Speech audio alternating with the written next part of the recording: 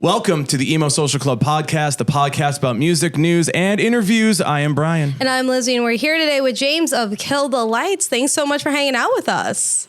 Yeah, thanks for having me. I appreciate it, guys. Of course. Excited to be here. Yeah. Tell us a little bit about Kill the Lights, about yourself. Kill the Lights. Well, I am the lead singer and chief tambourine player. So yeah. Love it. Don't forget that. Get those credits on the musical writing piece. Been a band now for five years. Second album is about to come out, and a collective of five guys that were in five different bands that have spanned the emo years, and we've put together a kind of a new band here, and pretty excited about what we got going on. So yeah. I really find it interesting that more of like a metalcore band has some tambourine thrown in there. Is it just to spice it up? It is just to throw you off. Okay. Yeah. Love it. Yeah. We're changing the genre slightly, just with that little cowbell and tambourine. That's all you need. I've never, I mean, there's been a lot of, over the years, like metalcore adding in more keyboards and more clean singing, if you want to call it that. So I think it's the natural progression to add just any instrumentation you want. Like, I've never heard a song with a tambourine that I've been like, man, I don't like this song, or it doesn't bring that. It's texture. Texture. Add a texture. I mean, like, what's funny is one of our most recent singles, we had like a 5-part kind of gospel outro to the song, right? Sleep with the Devil is a single, the last single released. And if you listen to the outro of that song, it's got a complete gospel outro vibe, right? So I don't think anything's off the table these days, and kind of trying to push and explore kind of different avenues, and why not, right? Like, I think we're in a space, we've all been in bands before that we've kind of done our own thing, but now it's a chance to kind of explore, and if it feels good, kind of do it. So see, now you're going to actually be held to this, and people are going to actually expect some tambourine on the next thing. It's going to be a tambourine solo. Yeah. You just got to be like, I don't know. And then they're going to be like, how did you lose your fans? And I think then I realized. I'll be like, no, listen, solo. I just don't think they appreciate art. Yeah, it's a different one. But it's artistic, right? They're like, no. It's okay. Just throw in a mandolin and really just bring it back. That's it. That's it. Throwback. But with this new album, so it's the first one since 2020, which was your debut album. So how has a lot of this music kind of evolved and changed from the first time you guys put out music as a supergroup till now? Yeah, I mean, unfortunately, we had a small thing called COVID happen for the duration, so it was really weird. We had such a really big build up to that, whether it be press, whether it be just the vibe of the album and everything else going with it, and tours booked, and literally as we're about to release it, COVID hit and shut us down for 2 years. So it was kind of such a big build up to be such a letdown, So this album really feels like the first true release, really, right? What it's allowed us to do is really work on ourselves as a band. We get that term supergroup, but I think the nice thing about where we're at now is I think on this second album we've kind of found our own sound. So I think standalone, if you took away the names of who's in it, I think hopefully people see that it's a band that stands on its own, that can kind of carry its own weight as Kill the Lights versus a band of 5 collective dudes that were in bands before, right? So I think it really, like I say, I think this second album is really, we've kind of come into our own and kind of figured out who we are a little bit, which is pretty exciting, and we can kind of see the direction we're going in, which is really nice too. I feel like there's been, the change in the music industry now is that you don't really have to call it a supergroup, because people can just play music with each other and collaborate and get into a room with one another. I think in rock music, it's like, no, it's a supergroup because it's this band of the the instrumentalists, and then they have this singer now in there. But really, like, rock music has kind of just moved into a place where it's like everyone's writing together, they're working together. There's a lot of collaboration going on, so you don't really need that title anymore. It's like, nope, this band just is with these people, and they're writing on it. I mean, if we went through kind of every band's evolution, right, and who played with who unintentionally, right, there would be 250 guys that have played in 50 bands together, and they've all played. It's like this, So we could literally list for days bands and guys that have done that. You know what I mean? And it continues to happen. So I mean, part of it's the networking too. And when you're out on the road, the reason this band came together is because we all toured with each other.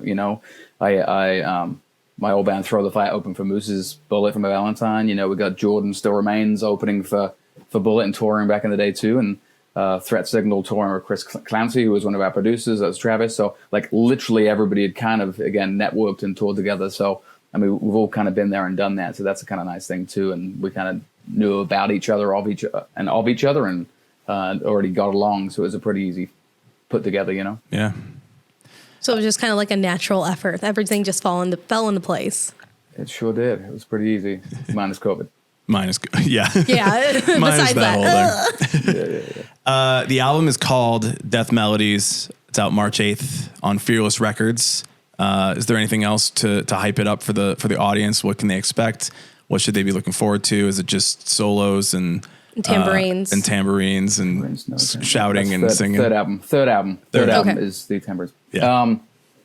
Like I said, I think so. Death Melody is just, you know, the kind of vision for kind of what we had. It's really kind of a roller coaster, and then it's a roller coaster about life. So lyrically, I kind of deal with a lot of stuff, mental health wise, you know, whether it's depression, anxiety, kind of the ups and downs of life and what life throws at you, right? We're all, I don't care your age, your ethnicity, your space in life, what you do for a job. We all have these kind of roller coaster rides of life, you know, from week to week to year. And I think what this album has kind of done is if you listen from front to back, it really creates kind of just that balance of what life is, the emotional highs and lows. And I think we managed to capture that. And, you know, without doing the cliched metalcore thing of writing the same song over and over, we got a really good balance of songs. We could easily write the same 5 songs over again. Yeah. But for us, it was pushing it, you know, having somewhat of a ballad tune, but to go to a thrash tune, to go to a metalcore tune,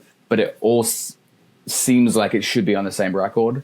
Can be a difficult thing, but at the same time, I think we managed to capture that, and it still sounds like Kill the Lights, no matter which part of the album that is. So that's what we're most proud about, just kind of pushing the boundaries a little bit for us. And, you know, I think we're just happy the way it turned out, and we're excited for everybody to hear it. So, Yeah, with the singles you've already put out, like listening through it, just like letting it roll through, I'm like, okay, this sounds cohesive, even though you are able to do a lot with different like versions of metal for the most part. We're not going into 2 different genres, but it's all under the metal umbrella. But I think the one that stood out to me the most was Scapegoat, because I heard it and I'm like, this is like an early 2000s like scene metalcore straight out of the box tune. Yep. Yeah, I mean, the guys in my band arguably are some of the pioneers-ish or early on pioneers of set genre, right? Mm-hmm. So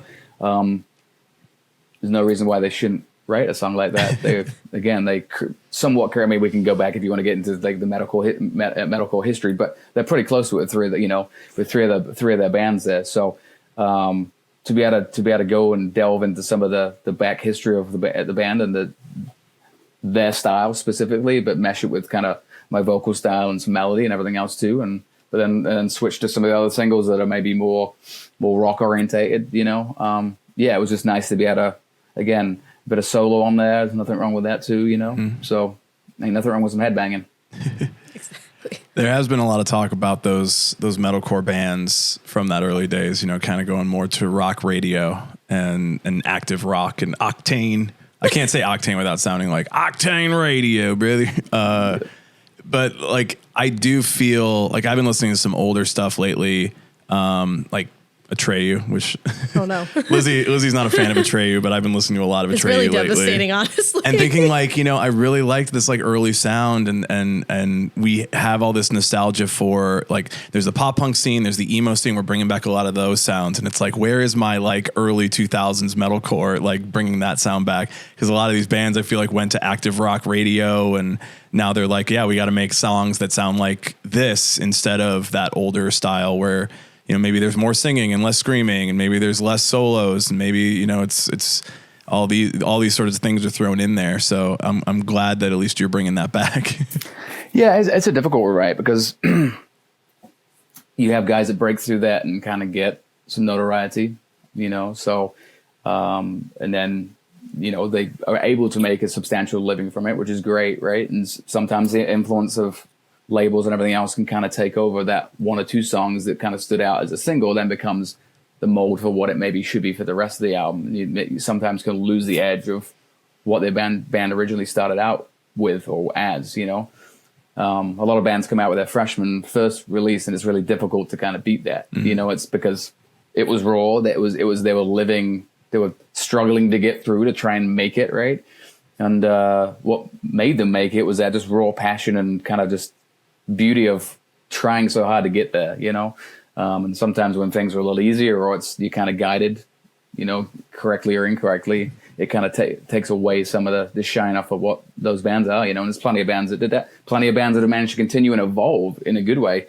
I think it's great when bands can not stay the same. Some fans want you just to write the same 12 songs every album, and that's fine. As a musician, I can tell you that creative wise, you want to kind of push boundaries and do stuff.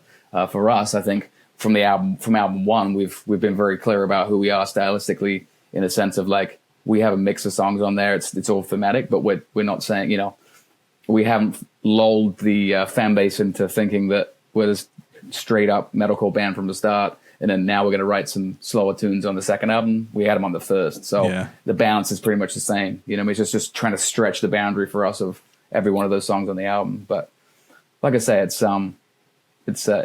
can be very sad when bands kind of lose the edge a little bit, you know.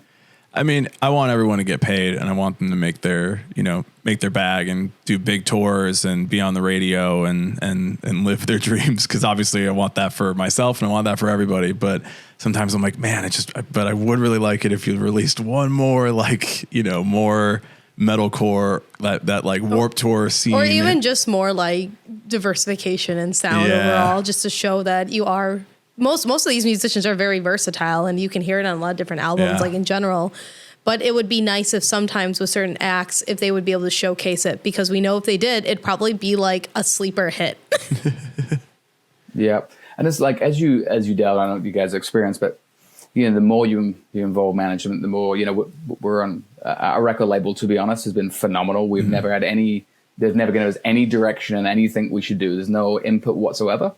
Which for us that was kind of the reason we chose the label too, because Fearless we love what you're doing, keep doing it. You know what I mean? And that's for album one and album two, like literally in the greatest way. It's like, hey, freaking awesome, keep doing what you're doing. You know what I mean? So I think that's a big part of it, you know, and we're in a space that, you know, would we like to play huge shows? Absolutely. But, you know, we got an upcoming European tour headliner we're doing for our first time. And most of the venues are all 200, 150 cap rooms. And we're stupidly excited about that. I'm not sure about you guys, but my favorite shows I've ever been to have been those underground 100%. shitholes. 100%. That sweaty, dirty awesomeness of, I don't know. So everything I grew up with, you know, punk shows I would go to. And we're just so excited about just doing that. You know what I mean? We're going across Europe, and like I say, it's getting back to the underground rootsy kind of thing that we all grew up with and all started off doing, and we're just super excited about getting back into that and doing that. So I was chatting with the boys, and we're just Googling all the venues, and we're just super excited about these venues we're playing. You know what I mean? Yeah. I'm not sure how Moose is going to fit on some of these stages. To be honest, his drum kit probably takes up most of the stage. Yeah. But because I don't know about you guys, but that's my favorite kind of venue to catch a band at. You know what I mean? If 100%. anything, you guys will just have to stand in the crowd, so it'll be true like DIY, original punk band energy. Absolutely, super excited about that. What are the dates of this European tour? Let's let people know if they are listening. April 19th through May 12th, I think, May 10th. Yeah. So we hit, I think, 8-9 dates across the UK. And then we hit, we got Prague, we got the Netherlands, we got Germany. I think 6 dates in Germany. So tickets are on sale now. Come and get sweaty and have a good time with us. No, I mean, we're just super excited about getting out in front of fans too, right? Again, with COVID shutting stuff down, this is a good time for us to get out there and just really meet people, shake hands, and just share our music with people. We're really excited about it. Yeah, European fans of metal are intense and passionate, and I can imagine, those shows are going to go off, and they're going to sell out. So buy your tickets now, or buy them now. Yeah, you'll miss out. That's it. Yeah, pretty excited about it. Yeah. So going back to a little bit about what was kind of the inspiration with some of your tracks that you do have. So you do talk about how this kind of was born out of just like wanting to have some togetherness, and also to kind of showcase that like, we all have like depression or anxiety or something that we're dealing with. what one track from this album really stands out to you in particular that you feel really encapsulates that, or is just really close to you? I mean, again, I think what's interesting about this for me is that every band member has got 2 or 3 separate favorites. There's not one. I think sometimes we have a record when it's like you clearly know the best 3 songs, right? Everybody kind of picks the 3. We've all had bands, right? If we ask the guys, we've each got 3 or 4. There's maybe some crossover, but for the most part, everybody's got kind of 3 or 4 different tunes that really stand out to them. You know, for me, "Die Alone" is a good one. There's a lot of, I mean, "From Ashes" is another one. "Sleep with the Devil" too. You know, again, that for me just vocally was pushing boundaries for me, just to have it be so kind of raw and open and kind of more of a ballady, right, style thing, which is not my normal forte. So those 3 to me kind of definitely and lyrically kind of speak to it. "Sleep with the Devil" specifically talks about kind of addiction and being trapped in being addicted to something, or with alcohol, drugs, whatever it is, and just trying to break that cycle and get away from it. But you're always getting sucked back into that situation. And I think many people can kind of relate to that, you know. Again, you know, kind of going in, you know, I think I've always had anxiety growing up.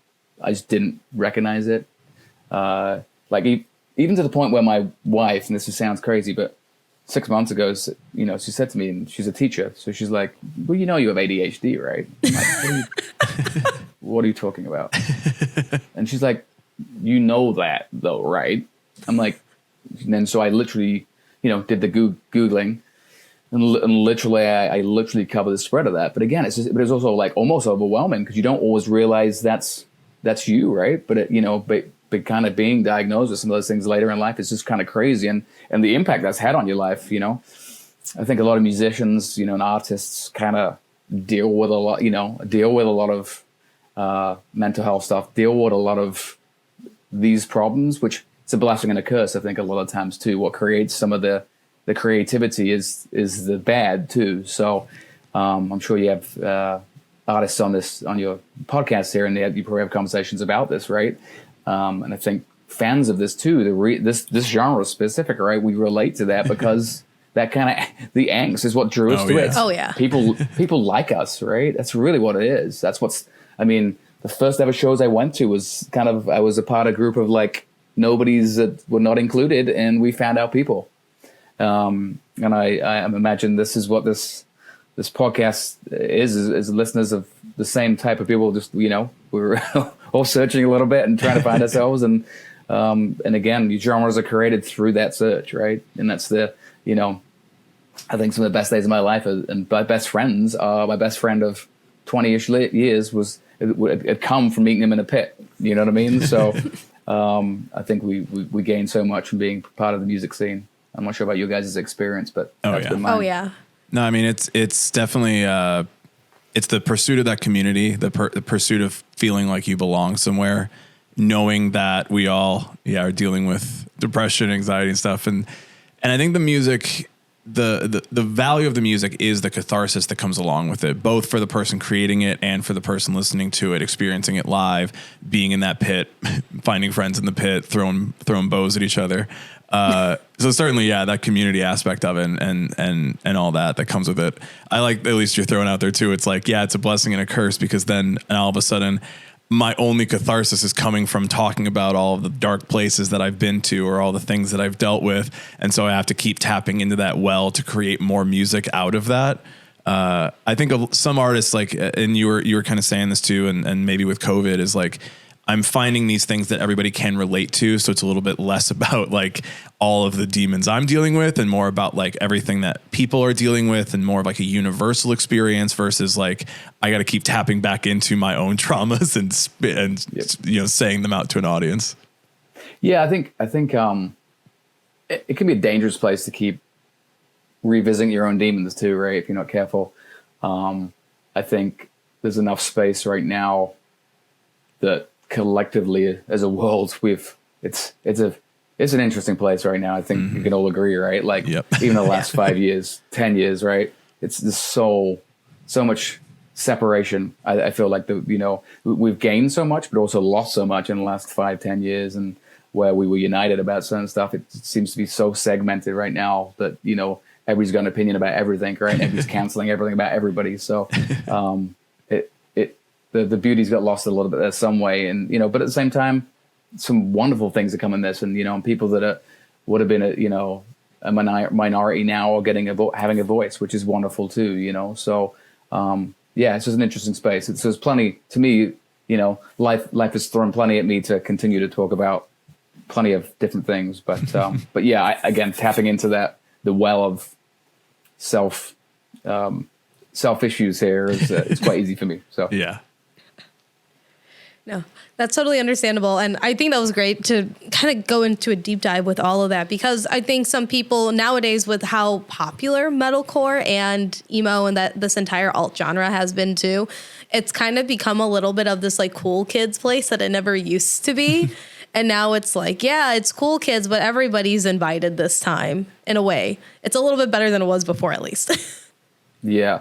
I mean, and we're seeing a resurgence on, we're looking back to like I said, there is a pure resurgence, even to like rap metal right now, like kind of that, new metal styles is kind of seeing its own kind of resurgence too. Like, I mean, again, a lot of bands are reuniting for a 20-25 year, reunion. Like, Ryan, our manager, he was a drummer for Funeral for a Friend, and again, they've reunited to do some stuff and selling out 2,000 cap rooms across Europe, so the demand is still there too. People want a slice of that too, Mike Hem playing again, I mean, all that stuff where people want to revisit that, and they maybe found them when they were 15 or 16 and now 35, but want to bring their kids to it. It's kind of that's crazy too in itself. But it's awesome to see that, and new bands coming through that are pushing that genre too, right? It's great to see that as well. I think it's a little concerning for talking about like the mental health issues that we all dealt with back when we were 15, and it's like they're still here, and there's new people for these bands. There's some fresh issues.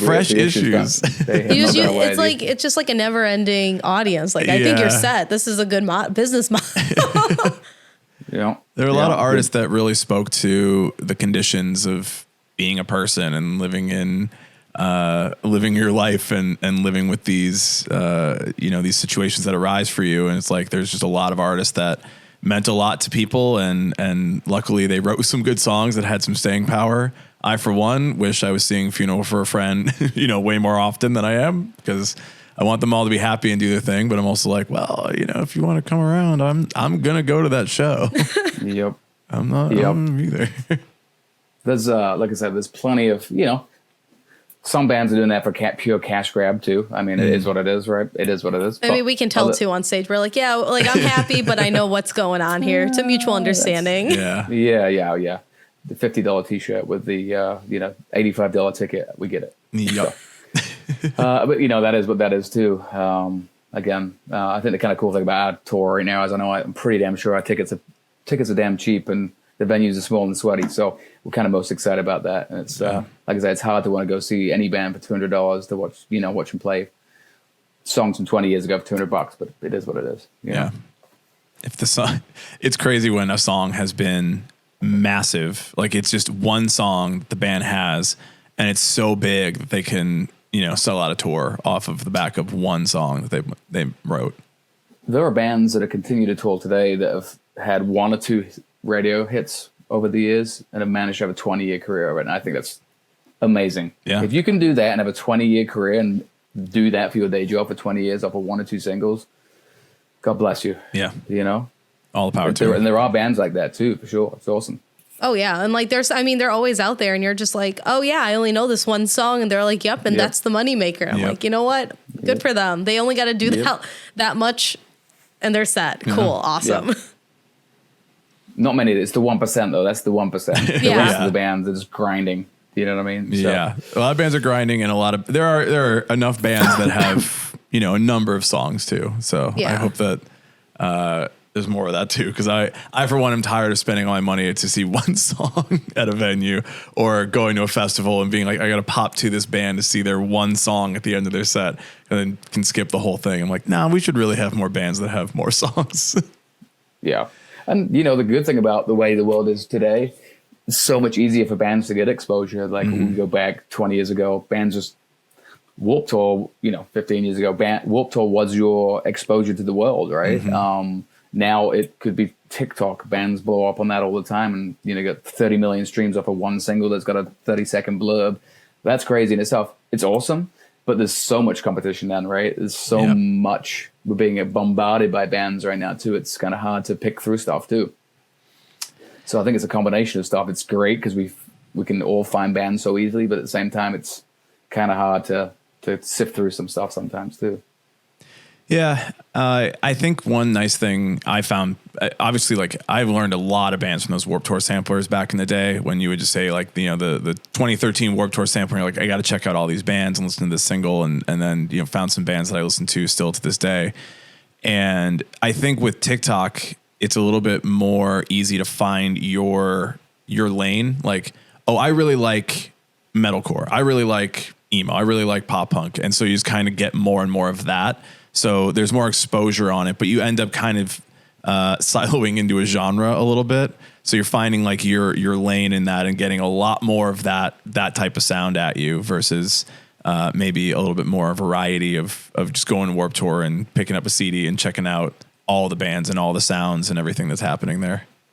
Yeah, I mean, I love I think one of my favorite I could even call it a mixtape. I think it was Survival of the Fattest. I think it was a Fat Records compilation. And I'm going back. I'm dating myself. This might be like 99 or 97 or 8 or something, But again, there's like 12 punk bands on there you'd never would have heard of, but it was a phenomenal mixtape. Yep. You know what I mean? And again, Warped Tour used to be perfect for that. You'd have a CD and there'd be 8 bands on it. You knew one band and you got it for the one band, but it's the other 8 bands you found because of it. I used to love that, That's kind of got lost along the way too, somewhere. We don't see that so much anymore, but always fun. Like I say, it's always fun when you find that one band you didn't know about, then you share it with your 20 friends and you go to the next show. You know what I mean? You bring the posse to the gig. Y'all gotta hear this. Yeah. Yeah. I love it. Love it. Have you guys found is there any new bands you've been listening to lately that you've kind of recently delved into? I am a music writer and journalist, so I always find a lot of good ones. I really like there are 2 local bands, New Age Thief. They used to do some more traditional emo stuff a few years ago under the name Safe Bet, but then they came back and now they're doing kind of this early OG emo Jimmy Eat World type of emo music, and it's really, really solid and I really do enjoy it. And then this other one, Summer Brews, they're from Indiana, so they're local-ish. And they also put almost front bottom-esque type music. I remember I listened to it. I'm like, we do have one front bottoms. There's nobody else really out here doing other types of front bottoms that kind of elevates it a little bit more, and they're doing it. So I also really like that as well. Awesome. Brian, what do you got? I don't really listen to anything past 2009. I usually have to send him a lot of stuff hey, listen to this. What was the last record you listened to? Don't care if what was the last thing you listened to? So I'm having a moment with old Devil Wears Prada right now. Okay. I threw it on and I was like, man, From Roots Above is such a good record. I'm just can't stop listening over and over again. I think Sleep Token is the band that I'm the most excited about from the past, few years. So we had the same management as Sleep Token. Yeah. And so we were in LA just prior to COVID kicking in. So we got to meet those guys. They were opening for Polyphia at the time. Yeah. Okay. So it was interesting, and it's just to see the evolution of that band blow up. So they were kind of support. They weren't in direct support, I don't think, at that point. And they were good then, but just to see what I love about them is they've kind of blurred some really distinct boundaries right there in a really good way, and have done it in a really good way too, you know, and they're just kind of like they're the champions of the press right now in a great way too, you know. Oh yeah, but it's really cool to see a band literally just blow up, you know, and they've earned it too. They were that I believe this was a third album. It wasn't like they had one album blew up. Now they're selling out arenas. It didn't happen that way. They were grinding to get there too. So yeah, they're a great band. Friends showed me their first record, and I was like, this band is too good. And then they started blowing up. I'm like, all right, I'm not going to gatekeep like I used to with like these bands where I was listening to them for a minute. I'm like, no, this band really does deserve. The more people that listen to this band, the bigger they get, the better this is going to be. You know how that was, right? It's like when they become popular, you can't listen anymore. Yep. It's not cool anymore. When everyone started like getting so excited for this third record, I was like, I think I'm going to be really disappointed, and I'm going to not want to listen to it. And then I listened to it. I said, no, this record's great. I can't stop listening to it. The whole record was my Spotify Wrapped last year. Just was it? every track for the whole year. I'm like, that's all I listened to was Sleep Token. I've kind of wanted to do like an acoustic cover of one of their tunes. Yes. See if I can pull it off. I think it'd be kind of. I haven't had anybody do anything yet like that. So do it. Keep contemplating. I should probably do it. Throw it on TikTok. The kids will like it. I think it's just crazy that they've been able to come out and actually span into the mainstream, or even like the normies will be like, yes, I like this one song that went viral, where we like, it's so hard to find that with any type of like metal music. Yeah. I just find that very impressive. And after this year's Grammys too, when Spirit Box had their Grammy probably unrightfully so taken away by Metallica yet again, I saw a lot of people on Twitter saying, you know, next year Sleep Token better be nominated and they better win because of like their cultural impact so far. And I do agree, if they want to go based on all those factors, which I hope the Grammy does. I don't know. I'm not a judge, but I would hope they take into those factors to consider them. Yeah. Have you seen the one of the best Sleep Token videos yet? It's the live video when it goes quiet and there's somebody rips ass really loudly. Yep. Yes. So such a serious part of this song, such a serious part of the song, and there's some straight rip ass. It's quite brilliant. Really loud too. Like, I mean, I'm not saying that's what blew up the band, but there's a good chance that helped. A couple 20 million views on that too. Like they're just like, what's going on in this? Like, who's this man? And then why is he letting the people rip ass like that? So good, man. So good. You can't take it too seriously either, right? So I'm sure those guys, knowing those guys, they laughed at that too. So. Yeah. What is the most emo song you are listening to right now? Emo. It doesn't have to be genre specific to emo, but it could sound emo. Yeah, I mean, like, so I always got dive back into kind of Senses Fail, right? Yes. I was also listening to the Artist in the Ambulance recently. Yes. That's another one. I've played shows with a lot of these bands too, even Story of the Year, who keep putting out stuff, right? Like, I recorded a record with John Feldman, who is the emo king, right? If you look at every record that he's produced, he's probably, so actually Adam came out while I was recording a record with him and played ping pong. We had a game of ping pong together, and Adam being the bass player, I believe Adam, of Story of the Year. So it's kind of going down there, like we had to put together kind of a playlist of death songs, I guess, death songs you'd have at your funeral kind of thing, So My Chem was one that was there too, like, again, kind of reimagining going down the My Chem kind of. I saw My Chem at Reading Festival. I think that was 2006. Just as they're absolutely blowing up in the tent. So like to go back into that headspace I was at before. So I love those bands. Rise Against, big band. I still listen to Rise Against a ton, and I think they've managed to kind of span that, and still be relevant, still put out great music. You know what I mean? But one of my favorite bands, Rise Against, is probably top 5 band of all time. You know? So love them. Yeah. So that would be a quick glimpse of my emo listening. Yeah. So when will we get the Kill the Lights X Rise Against crossover? Yeah. Working it. Well, what's funny about it is if you look kind of like for me stylistically, there's some elements here you may, again, whether it's a chorus here or there or some of the melody pieces, I kind of my roots, I've been in punk bands. I was in 2 punk bands, my previous band Throw the Fight was in that kind of genre of kind of emo-ish, crossover. So I feel like kind of that's my base, and I've kind of managed to morph it into more of a metalcore thing. So it definitely am influenced by that. You know what I mean? It's just I just blended it and merged it into a metal band. You know, Yeah. So. Awesome. So we have our next question here. We covered it a little bit, but what was the inspo for this album, or a specific song that you're promoting currently? I think again, it's just with the Death Melodies. The album title was actually a demo song, and we sat down. I'm like, God, that'd be a really good album title, you know. And just it's like I imagine it just kind of it's a playlist of songs should kind of one at your funeral. Like it's a story of life. It's kind of the vibe, right? Without getting too deep on it, but I think if you can there's a lot of things covered in it, whether it's mental health, whether it's just relational things, whether it's like really good stuff happening in your life and the positive things, and trying to maintain a positive outlook on life through a lot of crap too.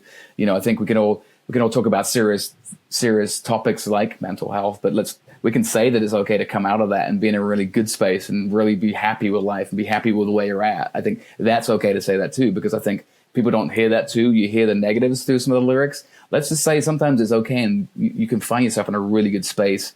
In a really dark spot, you can get to the light, and you can really turn things around. And I think that's a really important message for people to hear too. So part of this record is about saying, hey, look, shit can be really, really bad, but it's okay. We can get you to a really great spot too, whether it's mental health, whether it's with family, whether it's with friends, whether it's relationally. Like life can turn around very quickly and be a really great space too. So if that's what people, that's what I hope people take away from it. There's a battle in there too, but at the same time, there's definitely hope in it. Cool. I don't know if we asked, where are you, where did you grow up? Like what city did you grow up in? So I'm based out of Peterborough, which is in England. So my whole family are based there. So it's about 35 minutes from Cambridge. Okay. About an hour and 10 minutes outside of London. Gotcha. So I grew up there until I was 18 and then came to college in the US. Gotcha. So my accent probably sounds Australian or something messed up to you right now. I was a little bit like maybe Australian. So yes, a little bit. It's you add half English, half Minnesota creates Australia. Yeah. Yep. We found the perfect mixture. Yeah. It is. It's confusing. I sound English to weirdly English Australian to the Americans, and I sound just awkward to English people now. So I'm just lost. They're like, where'd you come from? Australians are like, we get you. I just say northern Wisconsin. Yeah. It just throws everybody off. Small town. Yeah. Yeah. Because the question I'm going to ask is how was the music scene in the city, either where you grew up or when you moved to the US and you were living here? How was the music scene? When have you really got involved in it? Like, what was that scene like? Were there any bands when you were growing up that you really liked that you want to shout out or anything like that to like just sort of talk about that experience? So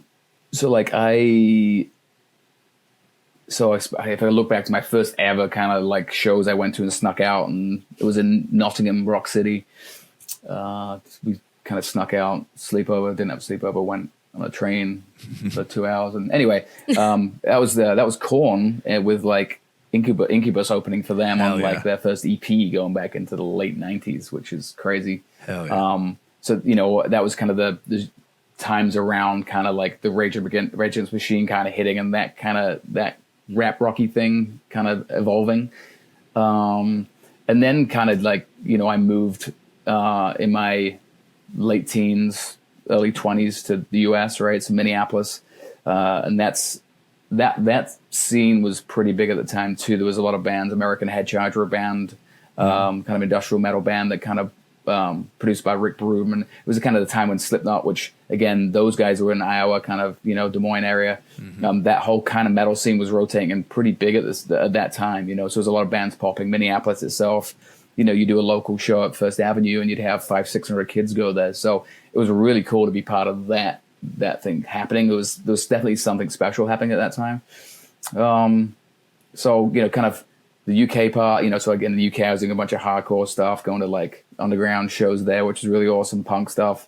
And then even Minneapolis, like bands like Mustard Plug, some old school punk bands that were around in kind of the early 2000s too.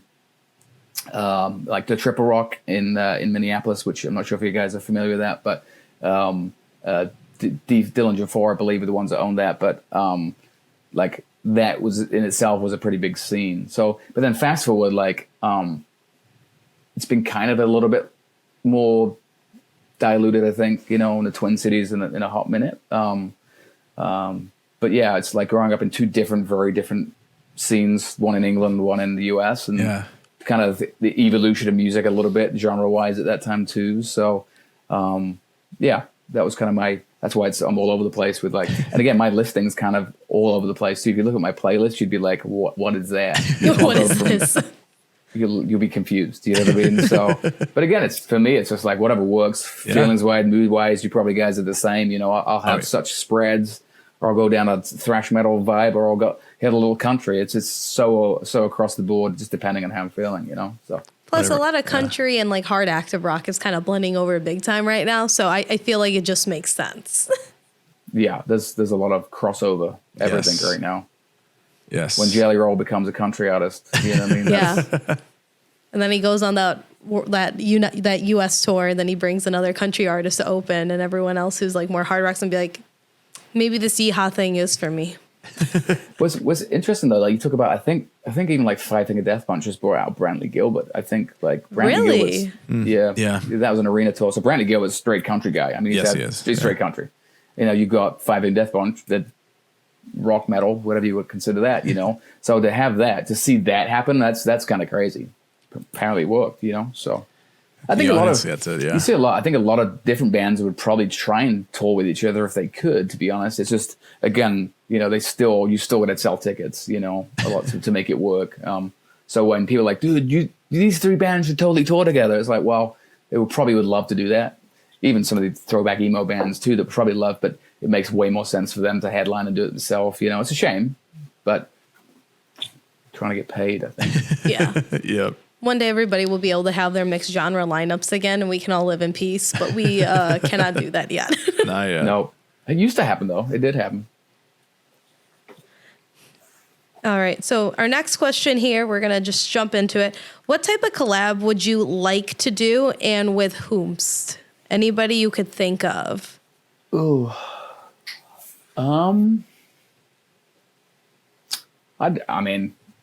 I'd love to write a song with Rise Against. Give me a go at that. Yep. I'd also like to sit down with like I said, lead singer of Sleep Token and write a song with him too. I mean, that I think we'd come up with some really weird stuff in a good way, though. You know what I mean? So, and even like maybe even some country artists, just to I think part of it's just trying to explore different things that you don't do, like just to stretch yourself a little bit. You know what I mean? I think if you can do that, we traditionally don't really write with anybody else, but I would love to just kind of sit in a room, and some of the most fun stuff comes out in a studio situation where you're just writing and having fun and just exploring stuff. So I think any of those people I mentioned there, but also just, I love the idea of just trying different genres too. Yeah. You get the tambourine involved, so really anything's possible. I think I can definitely join a country band right now just based on my tambourine. I can wear a cowboy hat. 100%. Yeah, just get the cowboy boots. Listen, if Jimmy Butler can do it, we all can do it. Yeah. I got chaps. You know what I'm saying? That's all I need. There you go. Chaps. What else I need? That's such a prerequisite. They've got tassels and everything. We're gonna be golden. Next question. How were the singles chosen from this record? So when you were writing and recording them, when did you know, like, this is one of the singles, this is one of the singles, and these are the ones that we're going to put out to promote the record or be the showcase of what we're trying to create with this record? Yeah, I mean, I think it was just kind of a collaborative piece between management. This was a collaborative piece between label management and the band. To be honest, my favorite songs are not the singles. They're just not. Which again is also, I think, is a good thing. I mean, I think, I think my top 4 songs, not one of them is one of the singles, and that's okay. Again, some of it's formatting wise too, depending on what we were aiming for. Like obviously talk about Scapegoat, it's kind of, metalcore-ish vibe to that, very much so. Sleep to the Devil's a bit more ballady. We got From Ashes is a bit more active rock. yeah, I think it was just a collaborative. That was kind of a bit of a combination of, hey, here's the suggestions. What are your guys' thoughts? We're okay with that. You know, like some of it's around some of the conceptual pieces for the videos too, like putting together kind of a storyboard for the videos as well. What do we feel would be a good fit for a video versus just a song specific? So, yeah, collaborative kind of between label management, the band. My favorite song. I'm excited for the album to come out because I'm super excited for people to hear. Yeah. You know, we've had a couple more mellow ones as singles, you know, and people are like, oh, there they go. I'm like, I can't wait. There they go again. Just you wait. I cannot wait for you to listen to the album then. Just you I'm wait. like, I want to be keyboard warrior, but like, let me know what you think after you listen to the album. You're waiting the night it goes live. Yeah. You're like, I'm waiting. I'm Totally. waiting right now. I'm going to wait. I've seen the 12 comments. I'm going to repost. How you like those apples? You're going on TikTok and answering them directly as they come out. Every one of them when the album comes out. So, yeah. All right. And then our last question here. So you have an EU tour, UK tour coming up. Are we going to see any US tour dates? That is we are very much planning on that. Yes, is the answer to it. Can't give details right now, but yes, we're very excited to come to the US and play some shows. So the answer is yes. Yeah. There we go. In the works. And Yes. allegedly maybe 200 cap sweaty punk venues. I'm okay with all the above, you know? Okay. Big and small. Yeah, I played Warped Tour back in the day, so, you know, I'm familiar with the pushing your equipment 1.5 miles and checking in at 8 o'clock in the morning and sweating and getting your free cup of water for the day and driving 27 hours to the next spot. Yep. And you're like, times. I want to do that again.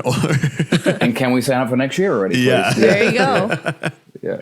We've stuff. definitely evolved since that time where it's like some people are at least like, yeah, we don't need to do that. But there are some people who are like, I loved doing that and I would choose to do it again.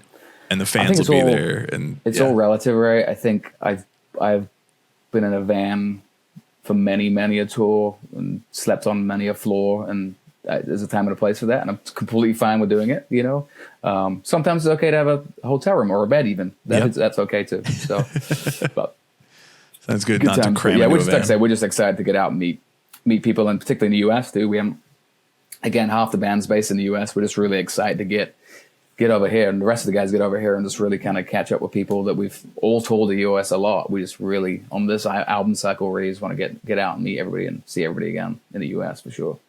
Well, that's all of our questions. So now we'll just do any promotion, plugs, anything where people can find you, where they should pre-save the record, support you too. Obviously, if there's a place where they can buy it on a website or vinyl or anything like that, and where they can get tickets for the EU tour and find out when that US tour eventually happens. Yep. So you would find us, just Kill the Lights on Instagram, everything else, Instagram, Facebook, all the usual places, right? All the links are on there specifically to that. Album is out March 8th. Tour starts April 19th. Again, hitting UK and Europe. Again, feel free to reach out to us, shoot us messages. We respond back. We are the ones responding back to stuff too. So we like to be pretty interactive with that too. So like I say, got another single coming out when the album comes out. We got a bunch of sweet vinyl that's up for sale on the website or through Fearless as well. So I think we've got 3 different colors, which everybody always says, hey, was pissed off that we didn't have vinyl on the first one. I'm like, I had a good buddy of mine. I'm like, you better screenshot me that you purchased that goddamn vinyl because I'm You're like, sick I of swear hearing to God, if you don't, I'm it's like, all for nothing. Yeah, he did. He's like, here we go. I'm like, because all you said was, where's the vinyl? I'm like, and I swear to God, every time we post something, it's like, do you have the vinyl? I'm like, we do. Please look, there is vinyl in the picture. You know, so yeah, so we're excited. We're excited to have that, but just excited to have it out. And again, we've been waiting for about 2 years on this album as well, just writing through COVID and everything else too. We're just excited for it to come out and finally get the fans to hear it. So Perfect. Death Melodies is out March 8th. If you're listening to this, you better already be over there, saving it, picking up a vinyl, leaving comments. Picking up the vinyl. Yeah. Pick up the vinyl, leave a comment that you bought the vinyl so that Prove yourself. Yeah, prove yourself to everybody. Don't be a liar on the internet. That's the worst thing you could be possibly. And then those right now. people, remember, and those people that have kind of keyboard warring about the album so far, feel free. I'm going to tell them I'm going to stalk them down. Yep. Get some James is feedback ready with them. to find you. It's on site, actually. Yeah. Yep. That's it. Well, I appreciate you guys' time. Yeah, James, Yeah, this is of course. awesome. Thank you so much. And we'll hopefully see you when you're in Chicago. And yeah, this is great. For sure. Awesome, guys. Thank you so much.